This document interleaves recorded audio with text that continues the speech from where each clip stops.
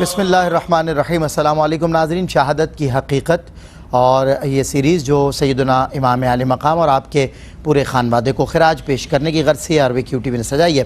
ARV QTV نے محض یہ ایک پروگرام نہیں جو روزانہ کے بنیاد پہ آپ دیکھ رہے ہیں، بلکہ ایک عظیم الشان نشریات ہے جو کہ مسلسل امام کو اور خانوادہ اہل بیت کو خراج پیش کر رہی ہے، اور ہم قرآن و حدیث کی روشنی میں یہ اذکار، ان کی فضیلت، ان کی عظمت جان رہے ہیں علماء کرام سے۔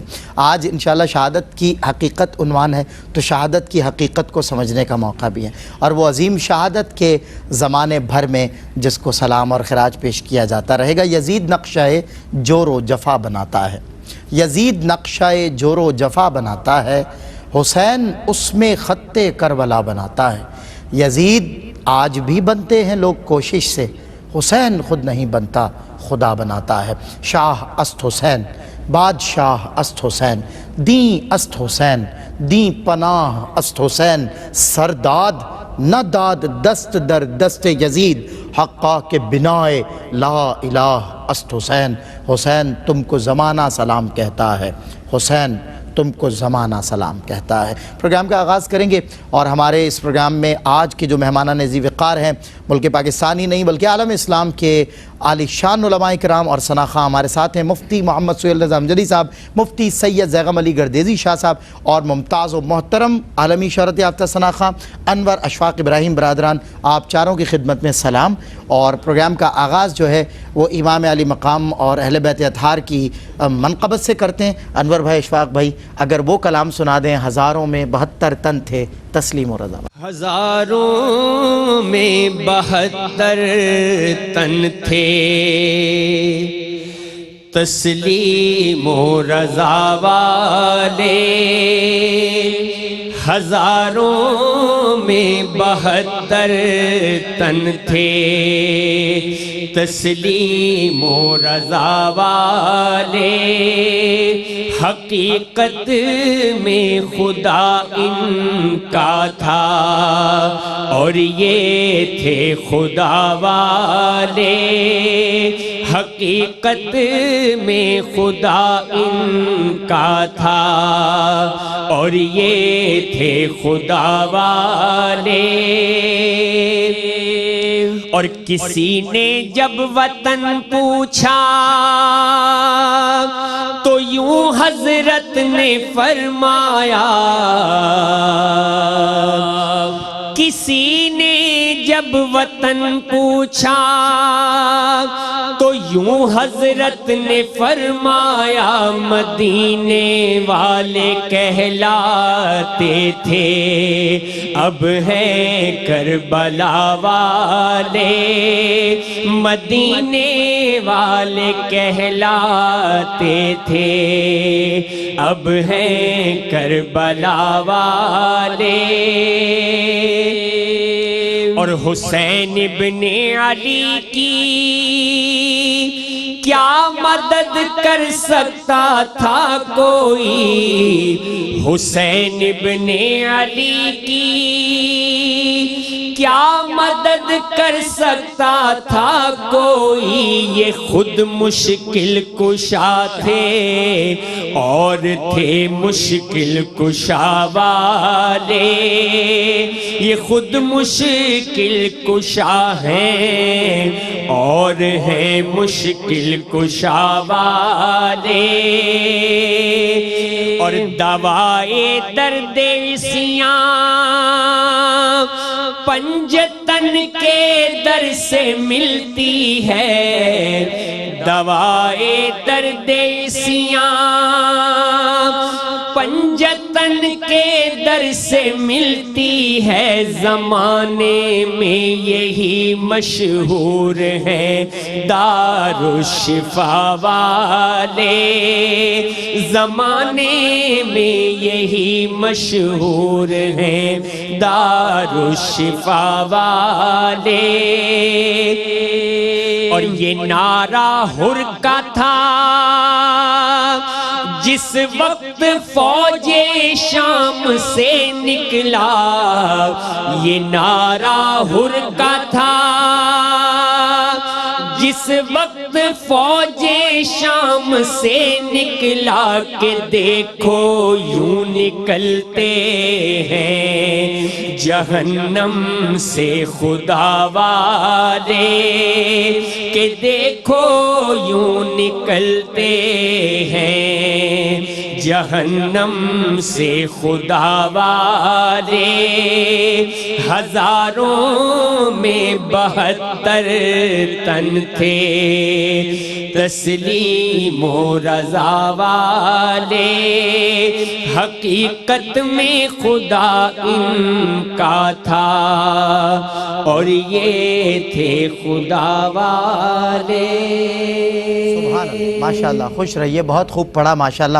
بڑا عرصہ ہوا اس کلام کو اس انداز میں سنے ہوئے، اور کوئی گزشتہ سالوں میں آپ ہی دونوں بھائیوں نے ماشاءاللہ یہ پڑھا، اور سب نے ماشاءاللہ آپ کو دیکھ کر پڑھا۔ اللہ خوش رکھے۔ میں مفتی صاحب کی طرف بڑھتا ہوں۔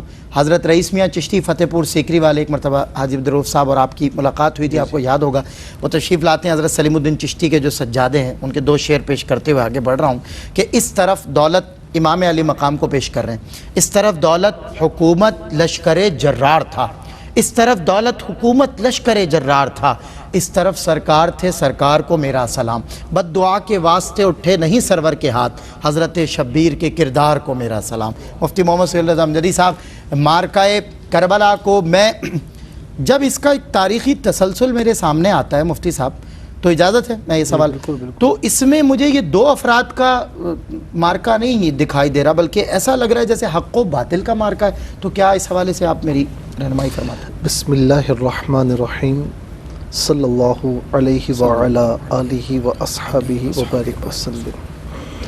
ابھی دونوں بھائیوں نے ماشاءاللہ یہ کلام پڑھا تو میں اپنے دور بچپن میں چلا گیا۔ جی یہ پتہ ہے کہ آپ بڑی محبت سے سنتے ہیں۔ جی، اور جب والد صاحب بٹھا کر ہم تمام بہن بھائیوں کو حضرت علامہ شفیع کاڑوی صاحب رحمۃ اللہ تعالی علیہ کی تقاریر، ان کی خطبات سنایا کرتے، تو یہ اشعار اکثر میں نے ان کی زبانی سنے ہیں۔ سبحان سلطان کربلا کو ہمارا سلام ہو، جانان مصطفیٰ صلی اللہ علیہ وسلم کو ہمارا سلام ہو۔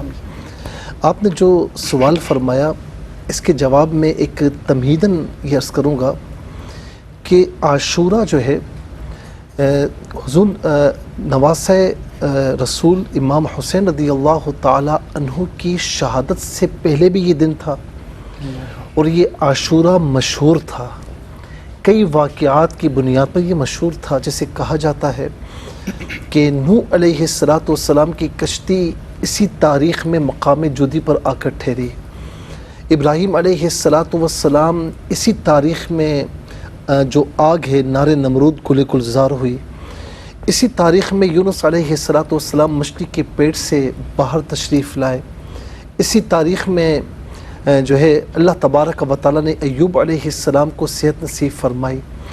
یعنی اس تاریخ کے حوالے سے کئی واقعات ہیں۔ موسیٰ علیہ السلام کو فرعون سے نجات عطا فرمائی، پھر وہ مشہور واقعہ کہ مدینہ منورہ میں جب آقا علیہ السلام تشریف لائے تو آل یہود عاشورہ کے دن کا روزہ رکھتے تھے، اسی لیے کہ اللہ تعالیٰ نے موسیٰ علیہ السلام کو فرعون سے نجات عطا فرمائی۔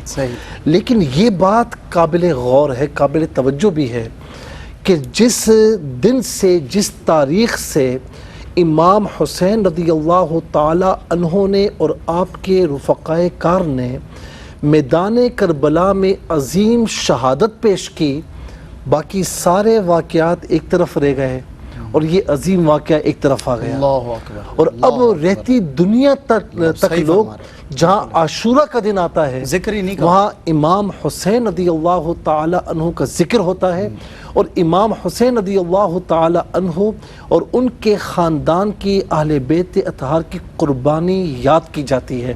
اس سے ایک بات یہ بھی نکلتی ہے کہ یہ قربانی کوئی عام قربانی نہیں تھی، جسے اللہ نے باقی یہ ایک عظیم قربانی تھی جس کا ذکر اللہ رب العالمین نے اب تک باقی رکھا، اور میں سمجھتا ہوں کہ تا قیامت یہ ذکر حسین اور آپ کی قربانی کا ذکر بھی باقی رہے گا۔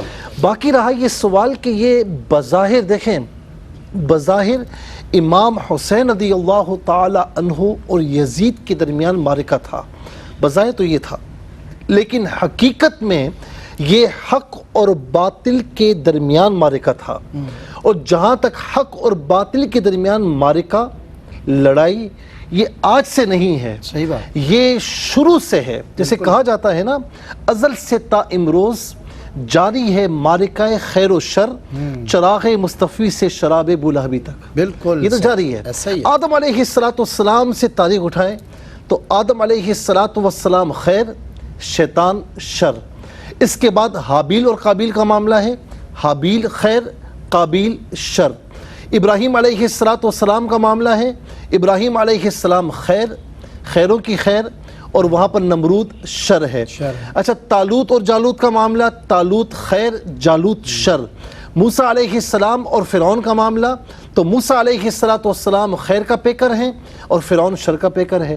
تو یعنی یہ لڑائی شروع سے جاری ہے، یہ معرکہ حق و باطل یہ ہمیشہ جاری رہا. بلکہ آپ اپنے اندر آپ دیکھ لیں جھانک کر تو یہاں پر بھی خیر اور شر کی لڑائی جاری ہے. بالکل صحیح بات. کبھی آپ کہتے ہیں یہ کر لوں، کبھی کہتے ہیں یہ کر لوں. انڈیویجول کیپیسٹی میں انسان اسی سے لڑ رہا ہے. کہا جاتا ہے کہ یہ نیکی کر لوں، شیطان کہتا ہے تھوڑا سا رک جا. فَأَلْهَمَهَا فُجُورَهَا وَتَقْوَاهَا قرآن کریم میں موجود ہے. بالکل صحیح. بدی اور خیر کا جو معرکہ ہے یہ کبھی ختم ہونے والا نہیں.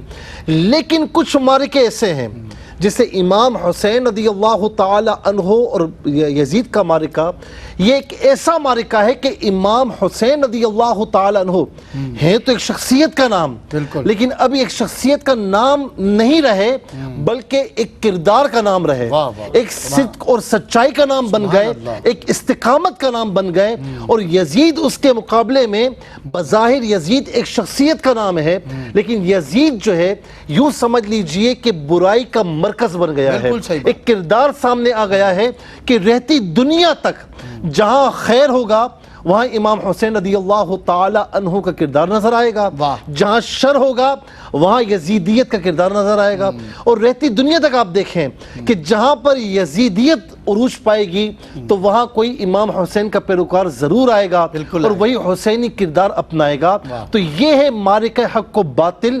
میں سمجھتا ہوں کہ بظاہر یہ ایک مرتبہ کہتے ہیں نا قتل حسین اصل میں مرگ یزید ہے، اسلام زندہ ہوتا ہے ہر کربلا کے بعد. واہ واہ مفتی صاحب بہت خوب.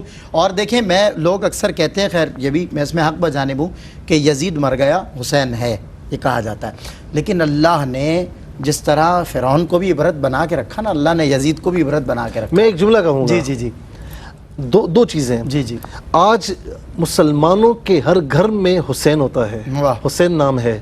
یزید کا نام کسی مسلمان کے گھر میں اب نہیں ملے گا اس کردار کے بعد. اور امام حسین رضی اللہ تعالی عنہ بظاہر قربانی دی نا، لیکن یہ حقیقت ہمیں نظر آتی ہے. اور یہ ایک پہلی مرتبہ کہ جو قتل ہوا وہ جیت گیا اور جس نے قتل کیا وہ ہار گیا. آج لاکھوں کروڑوں، بلکہ میں سمجھتا ہوں کوئی مسلمان ایسا نہیں جو امام حسین رضی اللہ تعالی عنہ کی محبت کا دم نہ بھرتا ہو، اور کوئی مسلمان ایسا نہیں جو یہ کہے کہ یزید میرا تھا. جی سب کہتے ہیں حسین ہمارے ہیں، یزید سے پیچھا چھڑاتے ہیں اور حسین کا دامن نہیں چھوڑتے. یہ ہے امت محمدی اور ان کی شان. کیونکہ ظاہر ہے جب بھی کبھی ضمیر کا سودا ہو دوستو، قائم رہو حسین کے انکار کی طرح. اور جب امام علی مقام کا نام آتا ہے تو انسان باضمیر ہوتا ہے، اس کا ضمیر زندہ ہوتا ہے، اس کی خودداری زندہ ہوتی ہے اور وہ باطل سے منہ پھیر لیتا ہے. یہ نام بے ضمیر کو باضمیر بناتا ہے. کیا اچھی بات، سبحان اللہ. یہ نام، اور آج جیسے حضرت نے فرمایا نا، بس اسی پر میں وقفہ لے رہا ہوں. ادھر نہ تیر نہ خنجر کمان باقی ہے، ادھر ہر ایک دہن میں زبان باقی ہے. عجیب جنگ ہے یہ جنگ کربلا. لوگوں جو قتل ہوا ہے وہی خاندان باقی ہے، جو قتل ہوا ہے وہی خاندان باقی ہے. بریک کے بعد ہوتی ہے ملاقات. خوش آمدید ناظرین، آپ کا خیر مقدم ہے. اور آج ہمارے مہمان ہیں مفتی محمد سہیل رضا امجدی صاحب، مفتی سید زیغم علی گردیزی شاہ صاحب، اندر اشفاق ابراہیم برادران. ظاہر ہے ہر بندہ مومن پر آج کی جو شب یا آج کا جو دن ہے مفتی صاحب وہ بڑا گراں گزرتا ہے، بڑی تکلیف ہے. کیونکہ خانوادہ اہل بیت کو ذبح کیا گیا، ان کی یہ قربانی انہوں نے پیش کی ہے، یہ قربانی. کیونکہ ظاہر ہے قدرت انتقام تھی پھر بھی نہ لیا تو نے انتقام حسین، وارث سید الانام حسین. تم پہ اللہ کا سلام حسین، تم پہ اللہ کا سلام. تیرا بندہ ذہین تاجی ہے، تاجور ہیں تیرے غلام حسین. کوثر و سلسبیل کے مختار، تشنہ لب اور تشنہ کام حسین. اللہ اکبر. سب جوانان خلد کے سرور ہیں امام حسن امام حسین تم پہ اللہ کا سلام حسین۔ مفتی سید زیغم علی گردیزی شاہ صاحب ہمارے ساتھ ہیں۔ قبلہ میں حضرت امام حسین کی مدینے سے مکہ روانگی کے جو اسباب ہیں میں چاہتا ہوں ایک مرتبہ پھر بتائے جائیں تاکہ وہ یادیں تازہ ہوں، وہ غم تازہ ہوں۔ بسم اللہ الرحمن الرحیم، اللہم صلی علی محمد وعلی آل محمد وبارک وسلم۔ لی خمسۃ اطفی بہا حر الوباء الحاتمہ المصطفیٰ والمرتضیٰ وابناہما والفاطمہ۔ اور شکریہ سلمان بھائی، ہم اس سارے منظر کو سامنے لانے سے پہلے سن 60 ہجری کا جو سرہ ہے جس سے متعلق آپ صلی اللہ علیہ وسلم کی روایات موجود ہیں، اور آپ صلی اللہ تعالیٰ علیہ وآلہ وسلم نے اس زمانے کے ایک ایک عمل سے متعلق جو پیش آنے والے معاملات تھے، آپ صلی اللہ تعالیٰ علیہ وسلم نے پہلے سے ہی اس سے متعلق خبر فرما دی کہ میری سنت کو تبدیل کیا جائے گا، میرے دین میں بگاڑ پیدا کی جائے گی۔ اور پھر تاریخ الخلفاء میں اور مسند ابو یعلا میں اور دیگر کتب تاریخ میں اگر ہم جائزہ لیں تو حضور نے باقاعدہ نام بھی بتا دیا، یقال له یزید، کہ اس کو یزید کہا جائے گا، اور پھر کس عمر کا ہوگا یہ بھی آپ صلی اللہ تعالیٰ علیہ وسلم نے فرما دیا کہ سن 60 ہجری کے آغاز پر تم اوباش قسم کے لڑکوں کی حکمرانی سے تم اللہ کی پناہ مانگو۔ اور اسی لیے ہم دیکھیں تو حضرت ابو ہریرہ اور دیگر صحابہ کرام اس زمانے سے اللہ رب العالمین کی پناہ مانگتے تھے۔ حضرت ابو ہریرہ ہمیشہ یہ دعا مانگا کرتے تھے کہ اللہم انی اعوذ بک من رأس الستین و امارت الصبیان، کہ اللہ میں تیری پناہ چاہتا ہوں سن 60 ہجری کے سرے سے اور لونڈوں کی حکومت سے، اوباش قسم کے لڑکوں کی حکومت سے۔ اب وہی زمانہ ہے، امام علی مقام مدینہ منورہ میں اپنے نانا جان کے شہر میں، اور جو بچپن سے لے کر جس شہر میں قیام پذیر ہیں، آپ صلی اللہ تعالیٰ علیہ وسلم کی یادیں وابستہ ہیں، سیدہ کائنات کی یادیں وابستہ ہیں، حضرت مولا مرتضیٰ اور پورے خاندان کی یادیں وابستہ ہیں۔ اب یزید جب تخت نشین ہوا، اور سب سے پہلے اس کا جو ٹارگٹ تھا کہ چند افراد جس طرح امام علی مقام سب سے سہری فہرست ہے، پھر حضرت عبداللہ ابن زبیر ہیں، حضرت عبداللہ ابن عمر ہیں، اور حضرت عبد الرحمن بن ابو بکر ہیں، ان افراد سے متعلق پہلا اس نے حکم جاری کیا کہ کسی طور پر ان سے بیعت لی جائے، اور بیعت میں کسی قسم کی کوئی ان میں نرمی نہ کی جائے اور کوئی رعایت نہ دی جائے۔ یعنی اس کا پہلا اور حتمی یہ فیصلہ تھا کہ اگر بیعت کرتے ہیں تو ان سے یعنی ان کو چھوڑ دیا جائے، درگزر کیا جائے، اور اگر بیعت نہیں کرتے تو کسی بھی طرح سے ان سے کوئی نرمی اور آسانی کا معاملہ نہ کیا جائے۔ ولید بن عقبہ جو اس زمانے میں مدینہ منورہ کے گورنر تھے، تو امام علی مقام سے متعلق جب یہ خبر ان کو اور حکم موصول ہوا تو انہوں نے انتہائی ادب کے ساتھ اور تعظیم کے ساتھ امام پاک کی بارگاہ میں یہ ایک گزارش پیش کی کہ مجھے یہ حکم دیا گیا اور آپ اس بارے میں کیا رائے رکھتے ہیں۔ تو آپ نے پہلا ہی جب یہ آپ کے سامنے یہ چیز پیش کی گئی تو آپ نے پہلے ہی اس سے متعلق فرمایا کہ مثلی لا یبایع مثلہ، کہ میری مثل اس جیسے شخص کی بیعت نہیں کر سکتا۔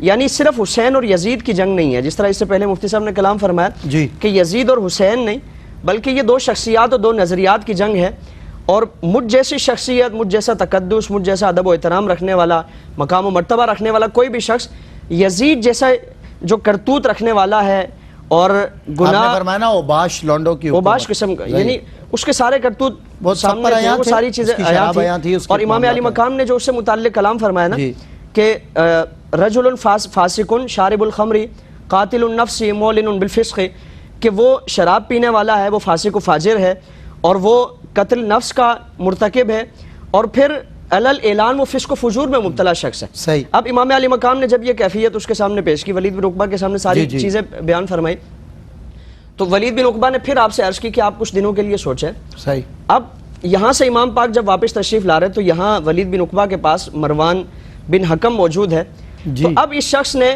ولید بن عقبہ کو کوسنا شروع کیا کہ آج کے بعد تجھے کبھی موقع نہیں ملے گا، تو چاہتا تو ابھی امام علی مقام کا کام تمام کر دیتا، آپ کو قتل کر دیتا تاکہ ہمیشہ کے لیے سلسلہ ختم ہو جائے۔ اور امام پاک کے سامنے بھی یہ ساری چیزیں آ گئی کہ مدینہ الرسول کی حرمت کو پامال کیا جانے والا ہے۔ جی اگر ایسے ہی کیفیت ہوئی اور بار بار یہ معاملات ہوتے رہے تو ولید بن عقبہ کو تبدیل کر دیا جائے گا، اور پھر جس شہر مدینہ کی حرمت کو پامال ہونے سے بچانے کے لیے حضرت عثمان غنی نے اپنی جان کی قربانی پیش کر دی، لیکن اس حرمت کو پامال نہیں ہونے دیا۔ یعنی آپ حضرت عثمان غنی بھی اگر چاہتے تو یہاں ایک بڑی فوج کھڑی کی جا سکتی تھی، لیکن آپ نے حضور کے شہر کی حرمت کو پامال نہیں ہونے دیا۔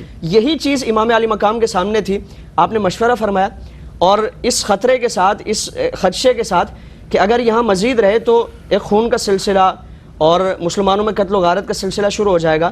یہاں سے امام علی مقام نے مکۃ المکرمہ کی طرف ہجرت فرمائی. ٹھیک ہے. یعنی اسباب یہی تھے اور شروع سے لے کر مکۃ مدینہ منورہ سے لے کر کربلا تک یہی آپ سے مطالبہ کیا جاتا رہا.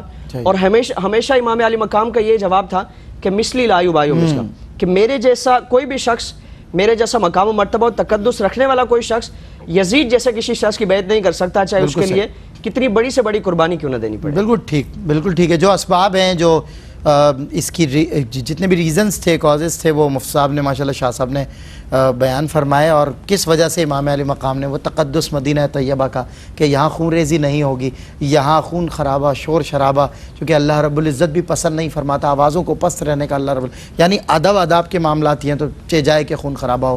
وہی جو حضرت عثمان غنی نے، یعنی میں نے حضرت عثمان غنی کے موقع پر کہا تھا کہ تیری عظمت کے ملے اور نشاں تیرے بعد، اور بھی میٹھا ہوا تیرا کنواں تیرے بعد، کربلا تک نہ ملی ہم کو اماں تیرے بعد، تیری خاموش شہادت سے بغاوت نہ رکی، کربلا تک نہ ملی ہم کو اماں تیرے بعد ہے، غنی تنگ ہوا ہم پہ جہاں تیرے بعد. سیدنا عثمان غنی نے بھی اس کی پاسداری فرمائی، اور حضور کا بیٹا کیسے نہ کرتا، جیسے رسول اللہ اپنا بیٹا کہتے ہیں. امام علی مقام حضرت مدینہ طیبہ کا آپ نے ریزن بتا دیا شاہ صاحب نے. اب مدینہ سے کوفہ کا سلسلہ جو ہے اس میں اہل کوفہ کے خطوط شامل ہیں، کیا فرماتے ہیں یہ جو دعوت دی انہوں نے، اور پھر امام اس طرف؟ دیکھیں قبلہ مفتی صاحب نے بڑے اچھے انداز میں بیان فرمایا. 4 شعبان المعظم 60 سنہ ہجری میں آپ نے گویا کہ مدینہ منورہ سے کوچ فرمایا. جی. اچھا، کچھ لوگوں نے عرض کی کہ آپ کیوں جاتے ہیں، تو فرمایا کہ اپنے نانا سے میں نے سنا ہے صلی اللہ علیہ وسلم، ایک مینڈھا ہے جو میرے مدینے کی حرمت کو پامال کرے گا، تو میں اس میں کسی چیز کا بھی حصہ نہیں بننا چاہتا. اللہ اکبر. آپ دیکھیں ان کا صرف کردار دیکھیں، ان کی سوچ اور فکر دیکھیں، فہم و درک کا معاملہ. جی. بہت اچھا، مکہ مکرمہ جو تشریف لائے نا، وہ فتنے سے بچنے کے لیے کہ یہاں پر کوئی فتنہ نہ ہو. بالکل صحیح. اور جس طرح قبلہ مفتی صاحب نے یہ بھی فرمایا کہ جہاں بچپن گزرا، جن گلیوں سے آشنائی تھی، جہاں آنا جانا تھا، سب سے بڑھ کر میرے مصطفیٰ علیہ السلام کا مزار اقدس، پھر سیدہ خاتون جنت ان کی جو والدہ محترمہ ہیں ان کا مزار، تو کیسے جانے کا، اور کس دل سے گئے ہوں گے. امام حسن رضی اللہ تعالیٰ عنہ کا مزار بھی وہیں پر ہے. یعنی کس دل سے شہر نبی صلی اللہ علیہ وسلم کو چھوڑا ہوگا. اللہ اکبر. اور پھر اس کے بعد جب مکہ مکرمہ گئے تو مدینہ منورہ سے مکہ مکرمہ تک جو تشریف لائے فتنے سے بچنے کے لیے. اب جب مکہ مکرمہ تشریف لائے تو ظاہر ہے کہ یہاں پر ایک عرصے تک رہے، کیونکہ 4 شعبان المعظم میں آپ نے وہاں سے کوچ فرمایا. اور جو آپ نے مدینہ منورہ سے کوفہ کی جانب کوچ فرمایا تو 3 ذی الحجہ تھے. 3 ذی الحجہ تو آپ نے کوفہ کی جانب کوچ فرمایا. سے قبل خطوط موصول ہو گئے. جی. اب میں بتا رہا ہوں کہ درمیان میں کافی عرصہ ہے، شعبان، رمضان ہے، شوال ہے، ذی قعدہ ہے، 3 مہینے درمیان میں موجود ہیں. بالکل ٹھیک ہے نا. اچھا، وہاں پر جب وہاں تشریف لے گئے، وہاں پر آپ چاہتے، کیونکہ کچھ لوگ یہ اعتراض کرتے ہیں، کم فہم، کم عقل، بے وقوف یا ایمان سے عاری لوگ، جو کہتے ہیں کہ امام نے پہلے ہی مرحلے میں یہ ٹھان لی تھی کہ مجھے یزید کے خلاف خروج کرنا ہے، تو آپ نے مدینہ منورہ سے خروج نہیں فرمایا تھا.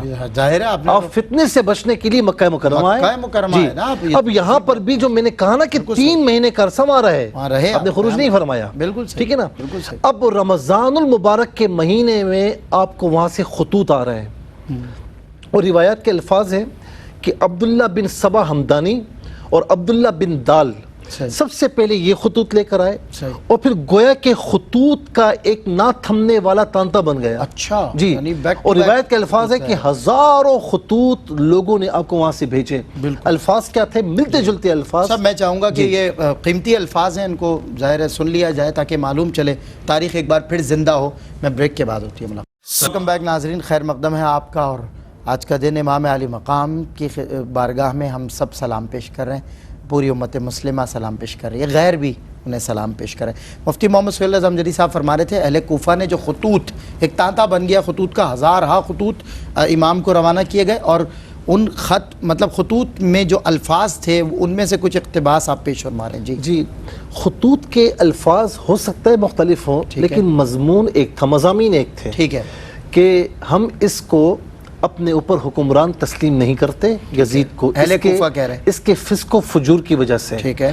اور صرف وہ نہیں کہہ رہے تھے، حضرت حنظلہ رضی اللہ تعالیٰ عنہ غسیل الملائکہ کے صاحبزادے کیا فرماتے ہیں؟ فرماتے ہیں کہ واللہ خفنا ان نرما بحجارت من السماء، ہمیں یہ خوف لاحق ہوا کہ اس کی تباہ کاریوں کی وجہ سے اللہ تعالیٰ آسمان سے بطور عذاب ہم پر پتھروں کی بارش نہ فرما دے. وہ ابو ہریرہ رضی اللہ تعالیٰ عنہ جو رازدار مصطفیٰ صلی اللہ علیہ وسلم ہے، یہ دعا کرتے ہوئے کہ اللہم انی اعوذ بک من 60 و امارت الصبیان، کہ 60 سن ہجری سے بچانا اور نوجوانوں کی حکومت سے بچانا. تو 60 سن ہجری میں اس سے پہلے آپ کا وصال ہو گیا. جی تو کیوں صحابہ دعا کیا کرتے تھے؟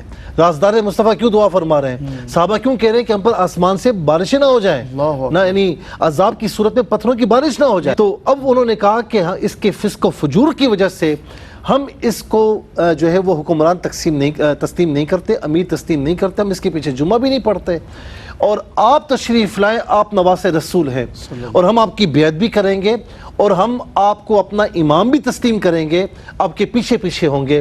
اب یاد رکھیے گا کہ یہ قاعدہ ہے، قانون ہے. جو خروج کی بات آتی ہے نا، منہ اٹھا کر کہہ دیتے ہیں کہ امام حسین نے پہلے سے خروج کا ارادہ فرمایا تھا رضی اللہ تعالیٰ عنہ. یہاں پر کیا معاملہ تھا کہ ہزاروں کی تعداد میں خطوط آ گئے اور آپ سے مطالبہ کیا جا رہا ہے مسلمانوں کی جماعت، یعنی ہزاروں کی تعداد میں تشریف لائیں. جی آپ تشریف لائیں، ہم آپ کو اپنا امیر مانتے ہیں. بالکل صحیح. ہم اس کو نہیں مانتے. تو شرعی اصول یہ ہے کہ جب کوئی نااہل مسلط ہو جائے، فاسق و فاجر مسلط ہو جائے جو اہلیت نہ رکھتا ہو، اور لوگ سچے امام کو پکار رہے ہوں کہ آپ آئیں، تو اس پر فرض ہو جاتا ہے کہ وہ ان کی بات مانیں، تاکہ روز قیامت وہ یہ کہیں گے، وہ یہ نہ کہے نا ہم نے تو آپ کو یعنی بلایا تھا، آپ نہیں آئے، تو ایک حجت باقی رہتی ہے. تو امام حسین رضی اللہ تعالیٰ عنہ نے جب ان سب کے خطوط پڑھے، ظاہر ہے کہ آپ سمجھ چکے تھے. عبداللہ ابن عمر رضی اللہ تعالیٰ عنہ یہ کہتے تھے کہ ہمیں یہاں پر رہ کر مزاحمت کرنی ہے، اور ابن عمر کہتے تھے کہ میں سکوت اختیار کرتا ہوں. ہم یہ خطرے سے خالی نہیں، کیونکہ کوفی لا یوفی، بالکل انہوں نے کبھی کسی سے وفا نہیں کی ہے، آپ کے والد محترم سے بھی وفا نہیں کی ہے. لیکن اب چونکہ شرعی حجت بن چکی تھی، تو آپ نے سمجھداری کا مظاہرہ فرماتے ہوئے خود تشریف نہیں لے گئے، پہلے مسلم بن عقیل اپنے چچا زاد بھائی کو وہاں بھیجا تاکہ وہ حالات پتہ کروائیں. وہ وہاں گئے، اور جب ہزاروں کی تعداد میں لوگ پیچھے تھے، انہوں نے خط روانہ کر دیا کہ حضور تشریف لے آئے. اس کے بعد جو ظلم ان پر ہوا، اور پھر یہاں سے یہ نکل چکے تھے. تو اس کو میں یہاں پر ختم کرتا ہوں کہ 2 قدم بھی نہیں ہے چلنے کی طاقت مجھ کو، عشق کھینچے لیے جاتا ہے، میں کیا جاتا ہوں. کیا بات، بہت خوب. میں شاہ صاحب آپ کی طرف حضرت جو فرما رہے تھے، اب اختتام ہمارا جو ہے ظاہر اختتامی لمحات ہیں. یزید کے جو عزائم تھے، یزید کی ڈیمانڈز تھیں، انٹینشنلی جن ڈیمانڈز کی طرف وہ متوجہ تھا اور کروانا چاہتا تھا اپنے لوگ بھیج کر، اور یہ تو اس کی کیا عزائم تھے، کیا مطالبات تھے یزید کے؟ ظاہر ناپاک عزائم ہی تھے سارے، تو کیا فرماتے ہیں؟ سلمان بھائی، یزید کا جو سب سے بڑا مطالبہ، 2 اس کے اہم مطالبات تھے. پہلا یہ کہ سب سے بڑھ کر جو شخصیت پہ جس پہ فوکس کیا جا رہا تھا، وہ امام علی مقام کی شخصیت تھی کہ کسی بھی طور پر آپ سے بیعت کی جائے، آپ سے بیعت لی جائے.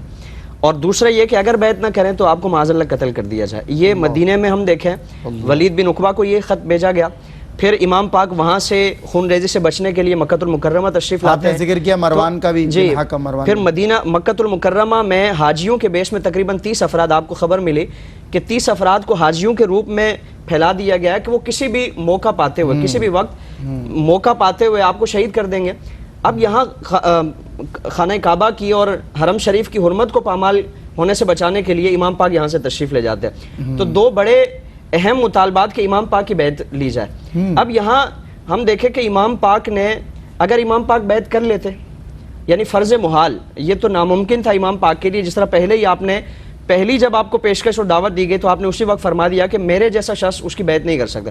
اگر امام پاک بیعت کر لیتے تو قیامت تک آنے والوں کے لیے ایک معیار بن جاتا، ایک ان کے پاس جواز بن جاتا کہ کوئی بھی فاسق و فاجر، شرابی، بدکار، زانی اور انتہا درجے کا جو فاسق مولن ہو، جس میں یہاں تک یعنی جو علماء نے اس کو بیان فرمایا، امام احمد بن حنبل نے جو اس کے کفر کا فتویٰ لیا جن اس کے اقوال پر، تفسیر مظہری میں اس کو بیان فرمایا گیا، اور دیگر تفاسیر میں بھی ٹارگٹ امام علی مقام کو اس لیے کیا جا رہا تھا کہ سب سے بڑا جو اس کی بدکاریوں کے راستے میں، اس کی بدمانیوں کے راستے میں اور دین میں جو بگاڑ کا سلسلہ تھا، اگر کوئی رکاوٹ بن سکتے تو امام علی مقام رکاوٹ بن سکتے، بالکل صحیح. لیکن امام علی مقام نے اس کے چہرے سے، اس کے بدنما چہرے سے نقاب ایسا نوچا کہ پوری دنیا کے لیے اس کو ایک عبرت کا نشانہ بنا دیا، اس کا اصل چہرہ بتا دیا کہ یزید کیا ہے. امام علی مقام نے اس کے سارے کرتوت اپنی ان قربانیوں کے ذریعے ظاہر فرما دیے کہ وہ کیا ہے، اس کے اعمال کیا ہے. جس طرح حضرت عبداللہ بن حنظلہ غسیل الملائکہ کا تذکرہ کہ پھر ہر ایک شخص یہ کہنے پر مجبور ہو گیا. امام علی مقام نے تو اولاً ابتدا فرمائی، ہر ایک شخص یہ مجبور ہو گیا کہنے پر کہ واقعہ ہررا ہو، مدینہ منورہ کی پامالی ہو، خانہ کعبہ کی حرمت کی پامالی ہو، کہ اگر اب ہم نہ کھڑے ہوئے تو اللہ رب العالمین کی طرف سے ہم پر پتھروں کی بارشیں مسلط کی جائیں گی، ہم پر عذاب نازل فرمایا جائے گا. اللہ اکبر. شاہ صاحب بہت نوازش، مفتی صاحب بہت شکریہ. اور ذکر ہی آج ایسا تھا کہ باطن جی حضرت کہ یہ بعض اوقات تقابل پیش کیا جاتا ہے جی کہ دو شہزادوں کی جنگ تھی. جی ایک تو دو جہاں کا شہزادہ تھا، اللہ، دوسرا بدکار تھا، فاسق و فاجر تھا. اگر آپ یہ کہتے ہو نا تو ہم دھڑلے سے یہ کہتے ہیں کہ اللہ تعالیٰ ہمارا حشر امام حسین رضی اللہ تعالی عنہ کے جانثاروں کے ساتھ ہمارا حشر فرمائے. آمین آمین. آپ یہ کہہ سکتے ہیں کہ ہمارا حشر اللہ تعالیٰ یزید کے ساتھ فرمائے. کہہ کے دکھایا. اتنی بات ہے. کیا خوبصورت بات آپ نے کی. اور ہم تو ہیں لشکر شبیر کی اڑتی ہوئی دھول. سب شعر سنیے گا شاہ صاحب. ہم تو ہیں لشکر شبیر کی اڑتی ہوئی دھول، جس کا بیمار مریضوں کو شفا دیتا ہے، جس کا بیمار مریضوں کو شفا دیتا ہے. کہ حسین درد کو، دل کو، دعا کو کہتے ہیں. حسین اصل میں دین خدا کو کہتے ہیں. حسین حوصلہ انقلاب دیتا ہے. حسین شمع نہیں آفتاب دیتا ہے. حسین لشکر باطل کا غم نہیں کرتا. حسین عزم ہے ماتھے کو خم نہیں کرتا. حسین دین پیمبر کی ذوق کو کہتے ہیں. حسین سینہ حیدر کی لو کو کہتے ہیں. حسین عزم کو جب تابناک کرتا ہے، جلا کے خرمن باطل کو خاک کرتا ہے. حسین دین کبریا کی بھی علامت ہے. حسین ہی کو بھلا دوں یہ کیا قیامت ہے. شاہ است حسین، بادشاہ است حسین، دیں است حسین، دی پناہ است حسین. السلام علیکم ورحمۃ اللہ وبرکاتہ. جو کریم ابن کریم ہے، جو امام ابن امام ہے، وہ حسین میرا امام ہے. وہ حسین میرا امام ہے. وہ حسین میرا امام ہے. ماں فاطمہ بائی حسن ہے، یہی تو گلشن پنجتن. بابا علی شیر خدا، نانا رسول انام ہے. وہ حسین میرا امام ہے. وہ حسین میرا امام ہے. وہ حسین میرا امام ہے. اور دامن مرادوں سے پر کرے، چاہے تو سنگ کو در کرے. اور جو گناہ گار کو حر کرے، یہ فقط حسین کا کام ہے. وہ حسین میرا امام ہے. وہ حسین میرا امام ہے. وہ حسین میرا امام ہے. اور وہ شجاع ہے، وہ دلیر ہے، وہ خدا کے شیر کا شیر ہے. اور وہ سبے علم کی سویر ہے، یہ جہان اس کا غلام ہے، وہ حسین میرا امام ہے، وہ حسین میرا امام ہے، وہ حسین میرا امام ہے۔ اور وہ بقا کا راز بتا گیا، جو وفا کی شان بڑھا گیا، اور جو نبی کا دین بچا گیا، اسے قدسیوں کا سلام ہے، وہ حسین میرا امام ہے، وہ حسین میرا امام ہے۔ اور جو کرامتوں کی نوید ہے،